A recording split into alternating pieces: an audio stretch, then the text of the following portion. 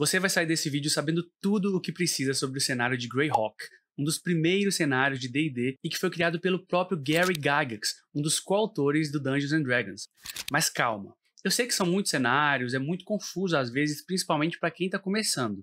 Foi por isso que eu fiz esse vídeo pensando em você não precisa saber nada anteriormente para acompanhar esse vídeo aqui. Então vem comigo porque eu sou o Theory, psicólogo, mestre de RPG, e aqui você encontra dados críticos. Para respeitar o seu tempo, tá aqui na tela o que eu vou abordar nesse vídeo. Você pode acompanhar ele inteiro para ter uma visão geral sobre o cenário, ou você pode pular para a parte que mais te interessa aqui embaixo. Mas lembra de deixar o like, beleza? Sobre o cenário. Greyhawk foi criado pelo Gary Gygax, que é um dos coautores do D&D, o primeiro RPG de mesa. Lá no início, o Dave Arneson, que é o outro criador, já tinha um cenário dele, que era o Castelo Blackmoor. Então Gary Gygax criou também o cenário dele, chamado Castelo Greyhawk, que depois virou Greyhawk como um todo o cenário. Apesar de ter sido criado depois do Castelo Blackmoor, Greyhawk foi o primeiro cenário a ser publicado lá em 1975. E ele teve agora, em 2024, uma nova versão, uma revisitação desse cenário dentro do livro do mestre. E essa versão nova que a gente teve aqui é baseada num suplemento que saiu lá em 1980. Eu vou trazer as informações aqui nesse vídeo de acordo com esse livro de 2024, tá? Com essas informações atualizadas. Tudo indica pra gente que o Greyhawk vai ser um cenário que vai ser um pouco mais explorado nessa nova versão 5.5 do D&D, essa edição de 2024. Principalmente se a gente considerar que existem várias outras tretas jurídicas considerando os outros cenários de D&D, como Forgotten Realms, os Reinos Esquecidos, e Dragonlance. Greyhawk é um cenário de alta fantasia. Ele também é muito focado em política. A ideia é que o mal está se espalhando pelo mundo como um todo. E se nada for feito por pessoas que vão tomar ali as rédeas e tentar impedir isso, vários tiranos vão tomar o poder e causar o mal. Tem muita história de cenário e ruínas antigas de civilizações que já passaram para os personagens explorarem como um todo. Além disso, tem muitas áreas que estão inexploradas. Criaturas novas, civilizações, e muita magia desconhecida que podem causar aí problemas ou não para os personagens dentro do jogo. Existem 3 temáticas principais que costumam ser exploradas dentro de Greyhawk. A primeira delas são os dragões cromáticos, como causadores do mal, ou seja, os dragões coloridos, vermelho, verde, branco. Também temos os cultistas do mal elemental, além de um semideus chamado Ius, e vários seguidores deles, porque esse semideus ele controla toda uma civilização, um reino todo ali. Nesse vídeo a gente vai falar sobre cada um deles em detalhes depois, mas só para você saber que essas temáticas costumam ser muito exploradas. A data atual do cenário é 576 do ano comum. Eles aqui são contados em ano comum, que a gente pode colocar como AC, ou em inglês, né, o CY, do Common Year. Dentro do cenário de Greyhawk, o planeta é chamado de Oerth, ou Orth. Não precisa falar Orth, não tem jeito certo de pronunciar não, tá? Se quiser falar Ort, tá ótimo. No planeta a gente tem 4 continentes, 4 oceanos e várias ilhas, arquipélagos e tal. O continente mais conhecido e mais explorado é o continente de Oerik, também pronunciado como Oirik.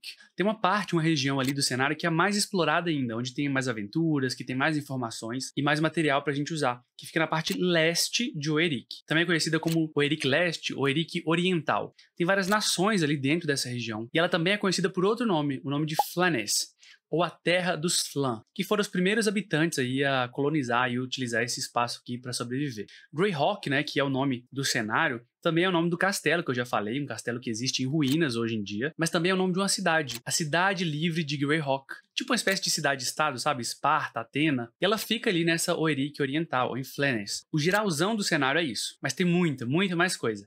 E uma dica é que você não precisa saber tudo antes de começar a jogar não, tá? Seja você jogador ou mestre, o melhor jeito de aprender sobre um cenário, se você tiver interesse, é jogando nele e aprendendo à medida que as coisas vão acontecendo. Porque se você ficar esperando saber tudo sobre o cenário para colocar ele na mesa, você vai entrar numa espiral aí de ficar lendo e nunca jogar. Então bota a cara e vai jogar. É a dica que eu dou pra você. A história do mundo. O planeta Orth fica no centro de um espaço chamado de Grey Space, ou espaço cinza. E esse planeta tem 2 luas. A primeira delas é a Luna, que é uma maior, branca, muito parecida com a nossa, assim, e que também é conhecida como a Senhora. E a outra, ela é menorzinha e azulada, e ela é chamada de Selene, com C. E como a gente tem a Senhora, a gente também tem a Serva, que é o nome dessa segunda lua, como ela é conhecida. Diferente da vida real, aqui nesse cenário é o Sol que orbita a Terra. Muito legal explorar esse tipo de coisa aqui na fantasia, tipo a Terra plana, por exemplo. Aqui nesse mundo, o ano tem 360 dias, certinho. São 12 meses de 28 dias, além de 4 festivais lunares que acontecem no dia específico, na transição e das estações, como vocês estão vendo nesse calendário bonitaço aí. Cada semana aqui tem 7 dias normais, e eles têm nomes diferentes, como dia da água, dia da lua, e isso é um geralzão sobre a geografia, tá? Agora falando da história mesmo, a gente precisa entender como tudo era há uns 200 anos atrás, mais ou menos. Há 200 anos existia um império gigante ali no mundo, nessa região aqui, chamado de Grande Reino de Aerd. Ele dominava boa parte do mapa.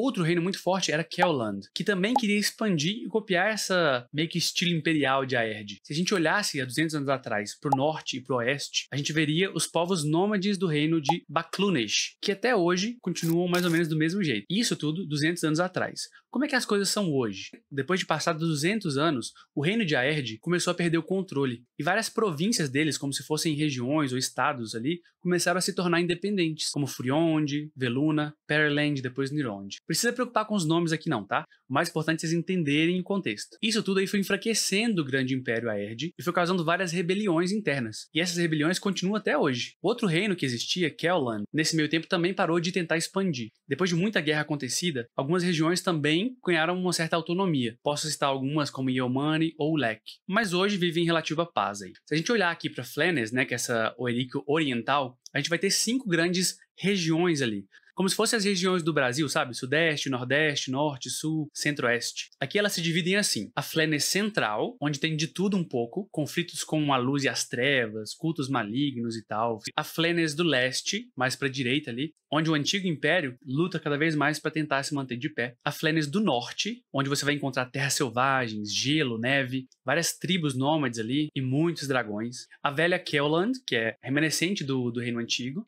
que sempre está tendo que lidar com a luta contra monstros antigos que vêm das montanhas ali. Vocês podem ver no mapa que fica próximo. Estou falando de monstros tipo gigantes, dragões, esse tipo de coisa. Para finalizar, a Flanaess Oeste, a ocidental. Você vai ter muito ali dos povos Baklunesh, né, que estão sempre tentando lidar aí com intrigas políticas muito complicadas, né? E aí, para pincelar um pouco do cenário, eu vou entrar em cada uma dessas regiões com um pouco mais de detalhe, beleza? Então deixa o seu like aí, porque aqui o guia é completo mesmo. Vamos começar pela Flanaess Central. Cara, essa parte central aqui é uma região muito fértil, muito próspera. Ela fica entre esse lago Nirdiv e as montanhas Yachiel. É uma região muito rica em comércio, tem muita diversidade cultural, exatamente por estar entre todas as outras ali, mas também tem ameaças constantes de todas as outras. Apesar de que as forças do bem conseguirem manter um pouco a ordem, é como se o mal sempre estivesse ali pairando no ar, sempre presente, sabe? Seja em ruínas e fortalezas esquecidas, seja em masmorras e tumbas que foram encontradas, ou seja até mesmo em espiões e cultistas que estão no meio da sociedade ali, prontos para fazer o caos. Falando de história dessa região, é muito importante a gente saber a história de Yus.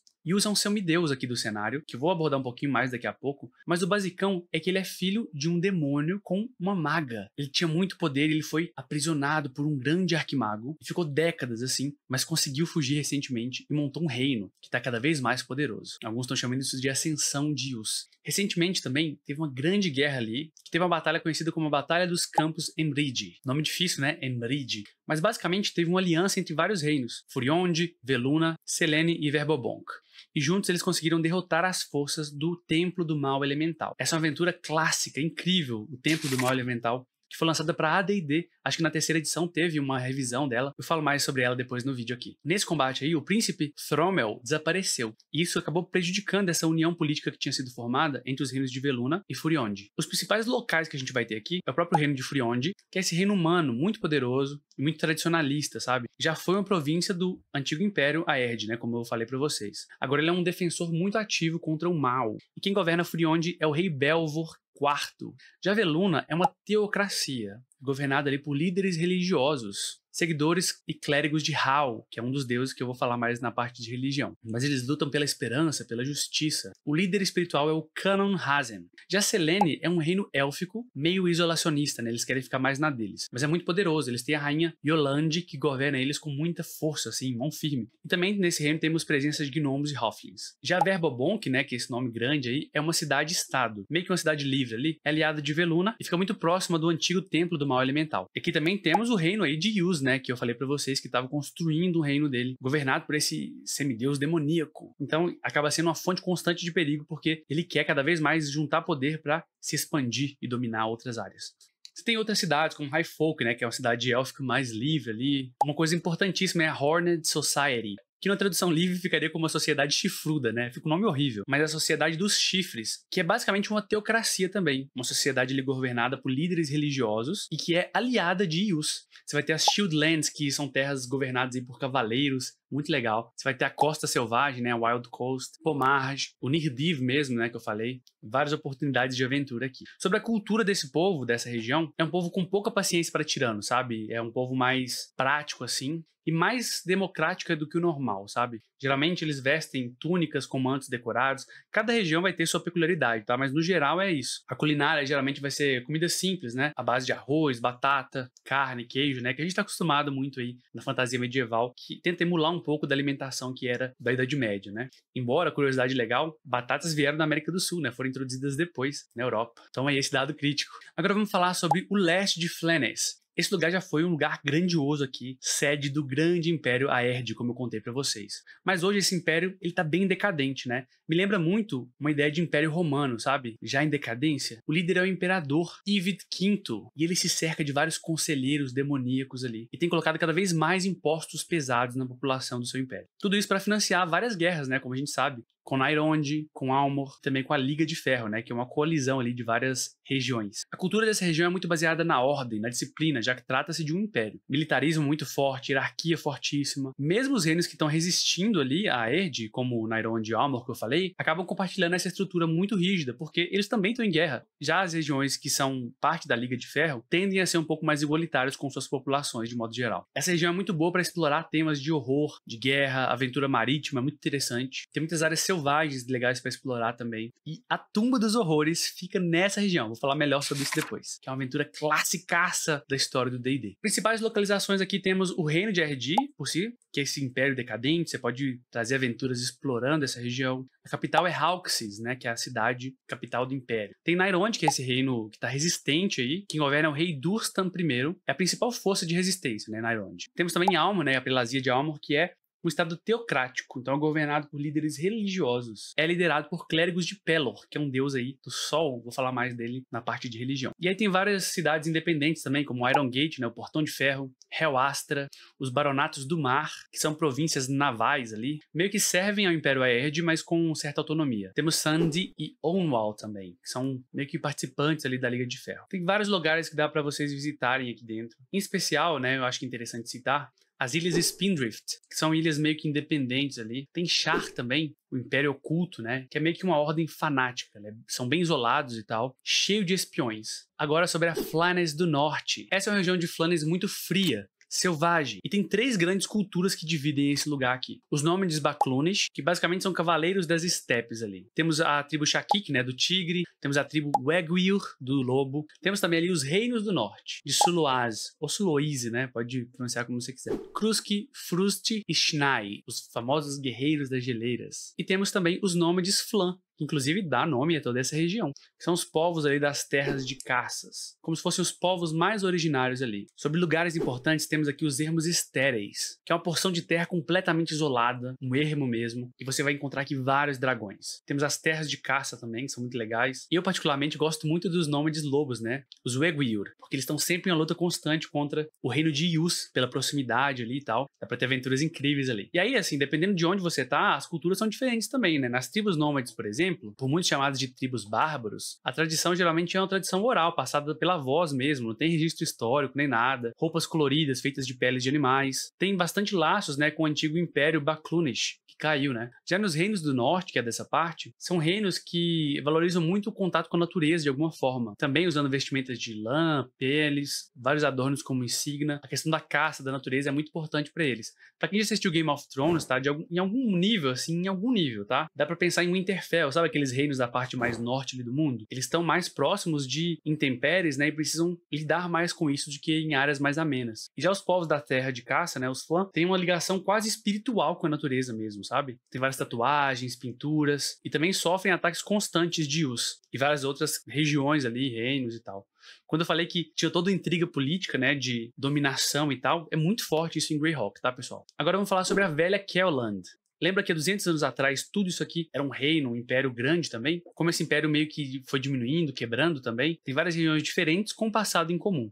O clima aqui é ameno, tem populações muito variadas, uma região de relativa paz, assim, apesar de enfrentar muitas ameaças de monstros e criaturas. O rei atual aqui é é o Kimbertus Scott. De locais importantes aqui, eu gosto muito de citar o Hold of the Sea Princess, que é, numa tradução livre aqui, tipo, o forte dos príncipes do mar, né? Tipo uma oligarquia aqui mesmo, independente, né? Naval, inclusive. Tem o leque que eu citei antes, que é dividida, né? Tem o condado ali humano, tem um ducado élfico ali, tem um principado que é anão, todos são ex-vassalos. É muito legal essa parte, com cada um com sua culturinha ali, muito interessante. Tem Yeomanry também, que é uma república independente, ela é liderada por um Goliath, né? Um Golias. Tem as montanhas Lorthmil, que é uma fronteira natural de onde vem várias criaturas, mas é rica em recursos, tesouros. E tem o Vale do Mago, né? Que tem esse nome porque dizem que é o refúgio de um arquimago. Pouca gente sabe o motivo, quem que é esse cara, mas um refúgio de um mago ali. É uma população que valoriza muito a questão do cultivo, laços familiares, simplicidade, roupas práticas aqui adaptadas ao clima. Apesar de ter muitas raças diferentes nessa região,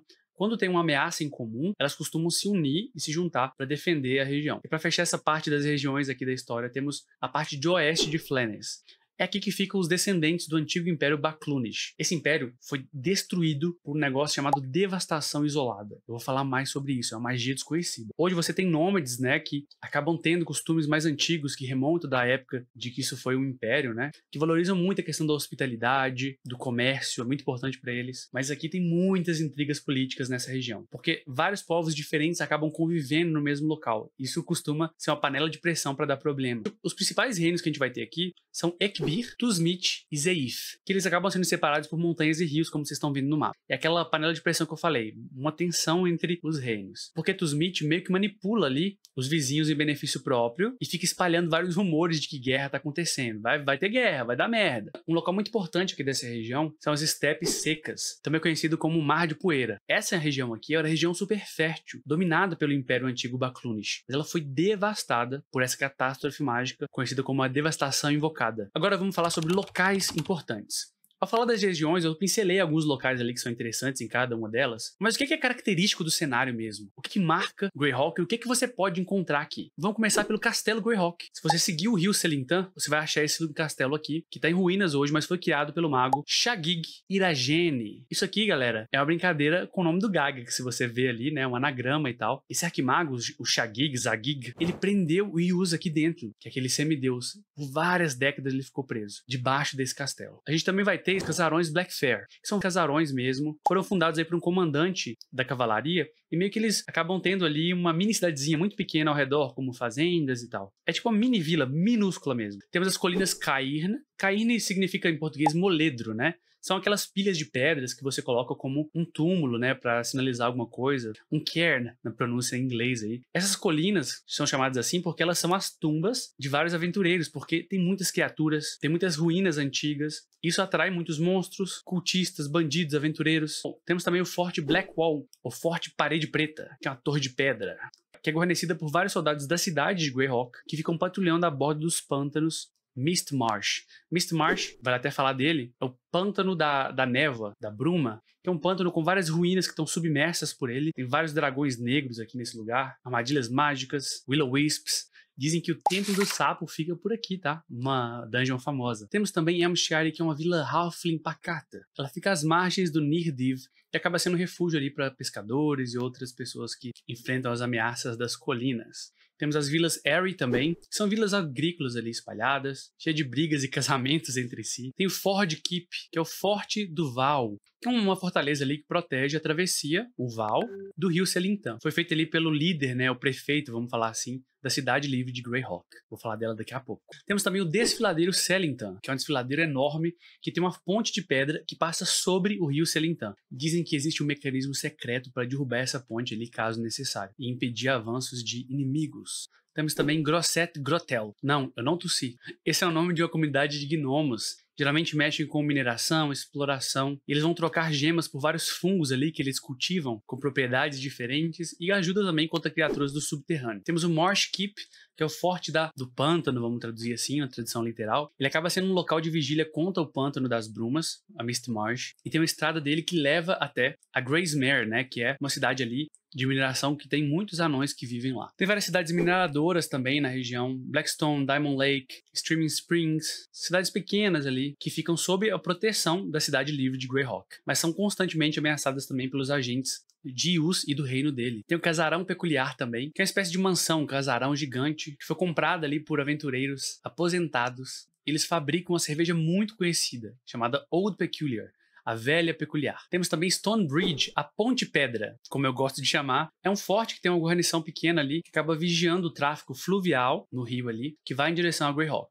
Temos também o Stone Fort, ou como eu gosto de chamar, o Pedra Forte, o Forte da Pedra, que é um forte que vigia o sul ali do Nirdiv. Tem uma pedreira ali de cascalho, né? Então ele protege ela. Temos também Castelo Torquil, que é uma espécie de ruína que fica numa área de magia morta. Uma área onde magia não funciona direito. Cara, tem muitos segredos aqui e várias criaturas. E temos também dois vals, né? O Twoford, que é uma vila meio comercial ali que acaba dependendo do comércio e do tráfego fluvial. Recebe e vive muito da mineração e do tráfego, comércio dela, que vem das cidades mineradoras, né? E aí a gente vai falar aqui sobre a cidade livre de Greyhawk. Cara, dá pra fazer uma campanha inteira só nessa cidade. Um Urban Crawl, né, ou City Crawl, como algumas pessoas chamam, que é a exploração da cidade. É um mapa lindo que vem nessa nova edição, vocês podem ver aí na tela. E a cidade é governada por uma oligarquia, né, é um conselho ali de governantes, que se chama de oligarquia diretora. São 16 governantes ao todo, pessoas poderosas, mas com o mesmo nível de poder. E entre eles elegem um líder, que acaba sendo o Lorde Prefeito. O Lorde Prefeito atual, ele se chama Neroth Ghazghkull. Ele é um humano. Muitos dizem que ele chegou a essa posição de poder aqui com negócios meio escusos aqui dentro. Além disso, a cidade tem vários capitães generais ali que meio que governam a guarda da cidade. Que tem vários guardas mesmo, policiais ali. Essa guarda da cidade aí tem uns 800 guardas mais ou menos. Alguns veteranos, sacerdotes e magos ali da guilda de magia da cidade. E outras figuras importantes são servos de Bokob, né, que é um dos deuses, e Hal, né, outro deus aí, clérigos importantes dentro da cidade. Temos também coletores de impostos, que são figuras importantes aqui. E a cidade, por se tratar de cidade gigantesca, os padrões aqui do cenário, claramente vai ter várias organizações criminosas que trabalham dentro. Dizem que o próprio Neroth, né, o Lorde Prefeito, pertence a uma delas, hein? A cidade é cercada ali por muros de mais de 9 metros de altura, além de alguns muros internos que separam a cidade em 3 seções, 3 setores. Cada muro desse tem escadas, né, e também alguns elevadores com cordas e outras coisas que ajudam a subir até os postos de guarda, né? Você tem guaritas ali em cima. Então você pode pegar um elevador e subir até lá no alto, visualizar a cidade inteira, assim como você também pode subir a audiência desse canal se inscrevendo aqui, Ataque de Oportunidade. Dá muito trabalho para fazer esse vídeo aqui com tanta informação, dá para vocês verem, né? Então se inscreve aí e ajuda a divulgar esse vídeo. A cidade tem vários portões aí que são feitos de ferro geralmente, e 3 deles ficam abertos dia e noite com a guarda mais forte, são os principais, que são o portão da estrada, que é o principal da cidade, o portão da carga, que é geralmente utilizado mais por mercadores e tal, e o portão do jardim, que é um dos portões internos. Já os outros fecham no anoitecer e abrem no amanhecer. Se quiser passar fora desse horário, você vai ter que ter uma permissão de alguém muito poderoso. A cidade aqui, de modo geral, vai ter muito crime, tá, pessoal? Desde crimes menores, como roubo de bolsas, carteiras, assaltos e furtos, nada parecido com a nossa realidade, hein? Até os maiores, como assassinato, sequestro e coerção usando magia. Tudo isso, né, pode gerar punição de cadeia, exílio e até mesmo morte. Tem vários templos aqui dentro que cultuam os deuses do bem, aqueles bem vistos. Vou falar da religião na próxima sessão do vídeo. Mas deuses malignos não são tolerados. Quando um culto é prego aqui, os líderes geralmente recebem pena de morte e todos os membros, seguidores, são exilados da cidade. A cidade tem vários distritos, como vocês podem ver aí pela imagem, cada um com sua característica própria. Não vou entrar em cada um deles não, mas vou citar alguns lugares famosos aqui da cidade que vale a pena saber e conhecer. O primeiro deles, o destino comum dos aventureiros quando chegam aqui, é a estalagem do Dragão Prateado. Geralmente é o primeiro lugar onde vão porque tem comida boa, lugar seguro, dá pra conhecer gente de toda parte do mundo, estrangeiros, e ainda pegar algumas missões. Tem também a estalagem do Dragão Negro, que aí já é um lugar mais, sabe, onde os ladrões e ladinos vão pra fazer negócios mais escusos.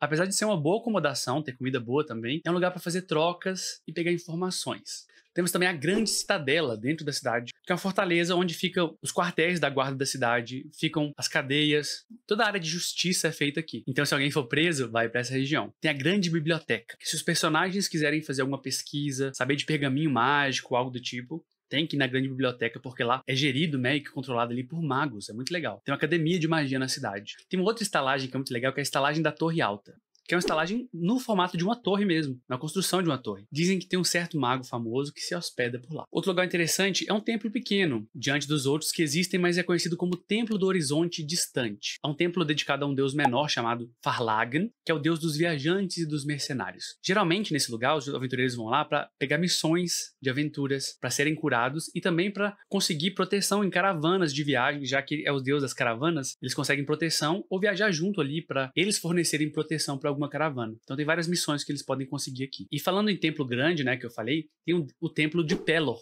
que é o templo do Sol Radiante. Ele só abre durante o dia e os aventureiros podem procurar aqui em busca de cura, ressurreição dos mortos e até mesmo para cultuar Pelor, né, que é um deus muito famoso aqui em Greyhawk. A gente não pode falar da cidade sem não falar sobre Unearthed Arcana. Uma tradução livre seria o Arcanismo Desenterrado. Uma loja de itens mágicos muito famosa. Vende poções e tal. Inclusive deu ao nome uma série de livros aqui de regras opcionais para D&D.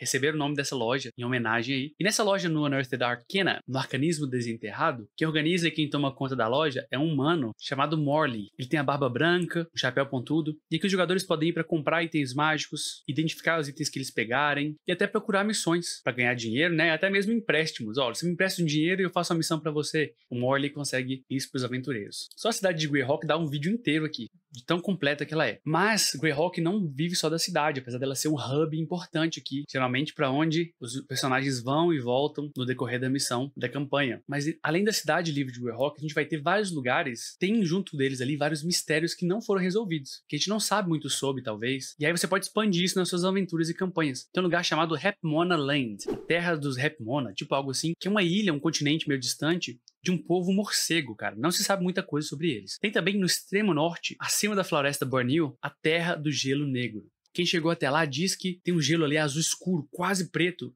que fica debaixo da neve, e que depois dele tem um lugar que o sol nunca se põe, e que é completamente verde, cheio de floresta e sem neve. Tem um deserto brilhante também, que foi um deserto separado aí pelas montanhas Abor-Als. Esse lugar é cheio de monstros. O clima é horrível, tá? Mas dizem que tem muitas e muitas riquezas. Tem também o Rift Canyon, que é o Canyon Rachado, algo do tipo. Ele fica entre os reinos bandidos ali e as terras do escudo, as Shieldlands. É um canyon com quase 300 km de extensão. E em alguns lugares chegou até 2 km de profundidade. Para quem já leu o Stormlight Archive do Brandon Sanderson, vai curtir muito essa área aqui. Temos também a Montanha da Pluma Branca, que é uma montanha onde o pico dela está sempre cheio de nuvens. Fica ao sul do Rift Canyon e muitas pessoas dizem que demônios vivem lá, porque muitas pessoas que vão àquele lugar somem e nunca mais são vistas. Tem muito mais coisa, né? Mas sobre locais importantes, acho que aqui deu pra ver quão rico é Greyhawk. Agora vamos falar sobre religião, magia, divindades. Pessoal, no mundo aqui a magia é conhecida por todo mundo. A questão é que povos mais isolados podem nunca ter visto magia real. Eles podem apenas achar que algum charlatão ali fez magia de fato, sabe?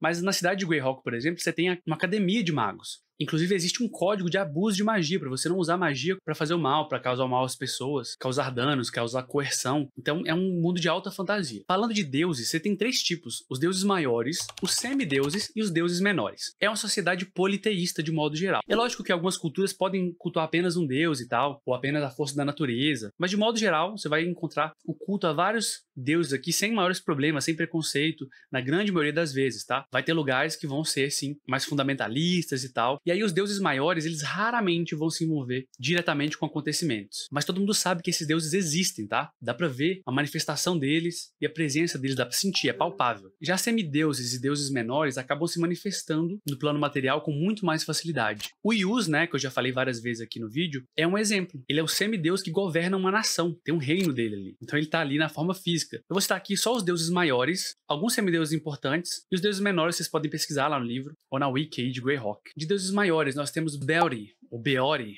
a mãe de Oerth, o coração de Oerth, a deusa dos fazendeiros, dos pastores. Temos também Bokob, o indiferente, também chamado de arquimago dos deuses. É um deus maior dos sábios, dos conjuradores e também dos oráculos. É o deus da magia, basicamente. Temos também Incábulos, o cavaleiro negro, divindade dos necromantes e daqueles que buscam espalhar doenças. Tem também Istos, tecelão, tecedor do destino, divindade dos oráculos e conselheiros. Neru, o ceifador, o deus dos assassinos e dos necromantes. Temos também Pelor, o sol radiante. Ele é o deus dos curandeiros e e daqueles que têm compaixão. E temos também Hal, o mediador. Ele é Deus dos mediadores, dos sábios, dos cientistas, daqueles que buscam saber. Pode ter gente nos comentários falando, ah, mas tem outros deuses. De acordo com a versão de 2024, essas aqui são as divindades principais, tá bom? Isso não exclui a existência de outros. Você pode usar como você quiser no seu jogo. Falando de semideuses importantes, temos Ius, que eu já falei bastante, que também é conhecido como o mal ou maligno. Ele é cultuado ali pelos seus servos, pelos seus aliados. Ele tem uma manifestação física na Terra, ele é líder ali de uma região, de um reino. E temos também um que é muito conhecido por vocês, que é o Vecna, chamado de o Sussurrador. Ele é um semideus dos necromantes, dos mortos-vivos, e aqueles que guardam os segredos de outros planos. O Vecna é um Lich, né? Ele é um morto-vivo aí, que tem sua alma presa no filactério. Dizem que ele é tão poderoso que ele conseguiu até atravessar planos e ir para outros cenários. Agora vamos falar sobre alguns NPCs e antagonistas, né? Vilões que você pode usar aí dentro da sua aventura de Greyhawk. Vamos falar primeiro das organizações de facções importantes que existem pelo mundo, né? Eu acho legal falar disso. Temos o Círculo dos Oito, que é um círculo aí de 8 arcanistas dos mais poderosos do mundo. A ideia deles é buscar o equilíbrio no mundo. Dentre os membros desse círculo estão figuras muito conhecidas. Posso citar 2 delas. Por exemplo, o Mordekainen e também o Bigby. Provavelmente você já viu magias criadas por esses 2. Uma curiosidade, um dado crítico aqui, é que o Mordekainen, ele era um personagem do próprio Gary Gygax. O Bigby foi um personagem de outro jogador muito famoso, o Robert Kant, que jogou com Gygax. E outro personagem icônico aqui, chamado Tenser, que também dá nome a várias magias, era um personagem do filho do Gary Gygax. Só um dado crítico aí pra vocês. Vale seu like, né? Continuando com as organizações aqui, temos os Cavaleiros da Vigília, que é uma ordem militar contra os vizinhos hostis do oeste e do norte. Eu já falei deles antes. Tô falando de Ket e o Lakandar. Esses cavaleiros têm várias fortalezas para defender os reinos e um código de honra meio restrito aqui. Pra quem gosta de paladino vai gostar de jogar e conhecer essa galera. Temos também a Ordem do Cervo, também traduzida por muitos como a Ordem do Veado. São cavaleiros que buscam preservar a liberdade acima de tudo, lutar contra bandidos e ameaças de reinos vizinhos e se mobilizam sempre contra Ius, o semideus, né, e o mal elemental. Temos também a Ordem Escarlate, que é uma ordem monástica bem militarizada, tem vários espiões e assassinos bem infiltrados ali nos reinos, em cortes de modo geral. O líder deles é chamado de Pai da Obediência. O nome dele é Corenth Zan, personagem famoso do cenário. Alguns dizem que esse cara, ele é um dragão vermelho que tá preso na forma humana e que ele já foi um consorte, né, um marido aí de Tiamat, a deusa dragão. Não dá pra saber se é verdade ou não. E aí eu falei lá no início que eu ia falar sobre aquelas 3 organizações que geralmente são fontes de aventura dentro de Greyhawk. Vamos começar pelos dragões cromáticos. Pessoal, tem dragão aos montes em Greyhawk. É Dungeons and Dragons, né? Tem os dragões metálicos que geralmente têm uma tendência pro bem, como os dourados, prateados, de latão, de bronze. E tem os cromáticos, que ultimamente parece que estão cada vez piores, porque parece que Tiamat, a rainha dos dragões, a dragonesa de 5 cabeças, tem cada vez mais sussurrado nos sonhos deles, já que ela é a rainha deles. A Tiamat, ela tá presa nos 9 infernos, mas ela quer sair de lá, então ela sussurra no ouvido dos dragões para eles serem servos e de alguma forma poderem libertar ela um dia. Os dragões aqui não são só criaturas para os jogadores lutarem contra eles, tá? Eles são figuras políticas, pessoal. Muito interessante isso. Eles modificam o ambiente. Eles vão querer guardar os tesouros deles e para isso eles vão ter covis muito bem guardados. Eles vão usar muitas vezes influência política. Vão ter efeitos ali na região. Eles querem dominar e atacar locais que estão poucos defendidos, destruir rivais. Eles podem muitas vezes dominar alguns locais para pedir tributos, seja em comida, em sacrifícios de pessoas, ou gado, por exemplo, ou até mesmo tributos em ouro, né? É muito interessante ali usar os dragões como fonte de aventura. Outra coisa é o mal elemental. O que é mal elemental que eu tô falando aqui o tempo inteiro? O mal elemental são várias entidades extraplanares. São lordes demônios, príncipes planares, né? Entre os planos ali, deuses antigos. Tudo isso é considerado um mal elemental. É o mal em si só, sabe? O elemento do mal. Há muito tempo atrás eles já assolaram, dominaram o mundo de Oerth. Mas agora a maioria deles estão presos em masmorras, em ruínas. Precisam de rituais, artefatos para poder voltar, manifestar nesse mundo. Mas estão cada vez mais fortes. O objetivo deles é se libertar, sair dessa prisão, criar servos, ativar rituais que estão parados ali nessas masmorras e ruínas que existem aos montes pelo mundo. Tem uma campanha clássica do AD&D que eu já falei, que é o Templo do Mal Elemental. The Temple of the Elemental Evil. Tá aí a capa na tela, é muito legal. Acho que ela teve até uma revisão para a 3ª edição. E na 5ª edição, galera, aquela campanha da Princesa do Apocalipse, ela se inspira um pouco aqui nessa ideia do mal elemental também, tá? Então vale a pena dar uma olhada se você se interessa. E por último temos o Yus, o mal, o maligno, que eu já falei várias vezes aqui, né? Cara, o Yus, a história dele é que ele é filho de um demônio com uma maga, né? Ele ascendeu o cargo aí de semideus, mas ele foi aprisionado pelo um arquimago, o Zagig Iragerner. Esse arquimago prendeu ele debaixo do castelo Greyhawk, mas ele acabou se soltando depois de várias décadas, se eu não me engano 60 e poucos anos, algo assim. E ele tá dominando toda a região que fica ao norte da cidade livre de Greyhawk ali, criando um reino pra ele, angariando fundos e servos. E o objetivo dele é dominação, é buscar artefatos, colocar espiões infiltrados, encontrar bibliotecas com fontes de magia, para ele ficar cada vez mais forte e se expandir e dominar cada vez mais. E agora vamos falar sobre aventuras. Como é que você pode pensar em colocar aventuras nesse mundo?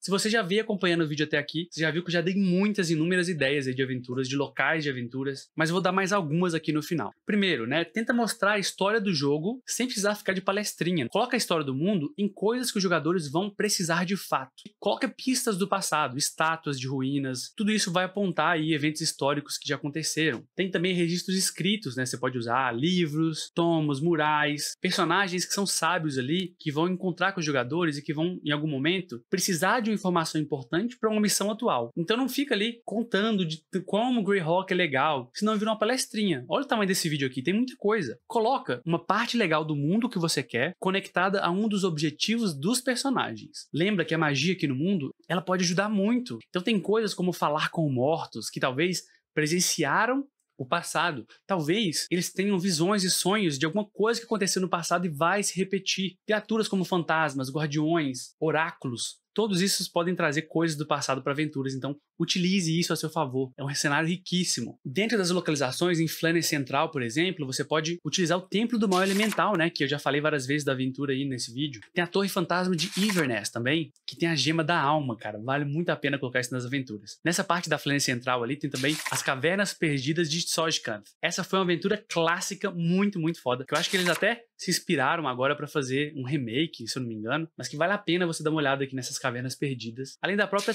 Tumba dos Horrores, que ela fica no leste de Flannes. Esse é um lugar mais icônico, mas também um dos mais letais do cenário. Quem já jogou a Tumba da Aniquilação, que é uma aventura de D&D quinta edição, no final ali tem uma tumba que é inspirada na Tumba dos Horrores.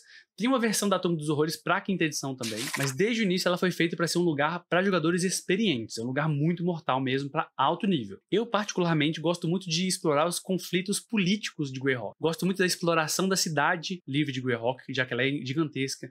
Então pegar diferentes organizações ali e colocá-las em conflitos, e isso tem um gatilho que importa para os personagens de acordo com os objetivos deles.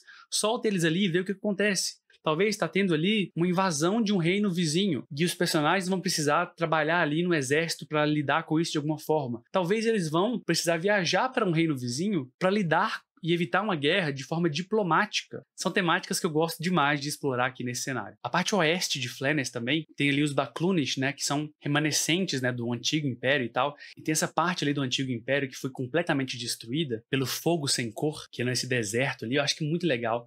Uma parte que traz muito mistério. Me lembra muito essa parte de magia desconhecida, alguns dos contos do Conan, o Bárbaro, sabe? Então é algo que particularmente eu gosto muito de explorar. Sem contar, é lógico, dos dragões, cara. Eu gosto muito de explorar tipo o dragão negro, sabe? Que ele tá no pântano ali, mas ele exerce uma influência política nas cidades. Ele domina uma vila, e ele tenta usar a política ali de uma forma, e quando você percebe, a aventura começa com uma coisa simples ali, de pessoas tendo comportamentos estranhos e tal, e quando você percebe que quem tá por trás de tudo é um dragão, sabe? Isso é muito legal, colocar esse tipo de criatura icônica aqui no jogo. E é lógico, né? Explorar as ruínas do castelo Greyhawk. O cenário começou com isso, cara. Por que não colocar isso também em jogo? Uma masmorra gigantesca, incrível de ser explorada. Mas beleza, agora tem uma coisa muito importante aqui. Esse vídeo aqui ficou grande, e mesmo assim não dá pra falar de tudo. Ele surgiu como sugestão dos apoiadores do canal lá no nosso grupo do Telegram. Se você quiser se tornar um apoiador também, ajudar vídeos como esse aqui a surgir, dá muito trabalho, você pode conferir aqui embaixo, se tornar um membro ou apoiar lá no Apoia-se. Tem vários benefícios, para além de sugerir vídeos, né? Se chegou aqui, digita Flannes aí nos comentários. Mas eu queria saber de você, que tá aqui até agora, se você tem interesse em alguma parte, alguma região, alguma coisa específica que eu falei nesse vídeo aqui para explorar mais a fundo,